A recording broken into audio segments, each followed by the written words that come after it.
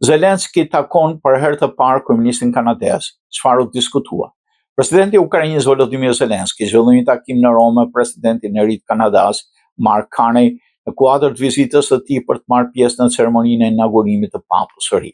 Sipas agjencisë ukrainase UNN, duke cituar kanalin zyrtar Telegram Zelenskit, fokusi i bisedës ishin zhvillimet e fundit të bisedimet e paqes me Rusinë, që po zhvilloheshin në Stamboll, forcimi presionin ndërkombëtar ndaj Federatës Ruse, domosdoshmërinë për shkëmbim të burgosur mes palëve.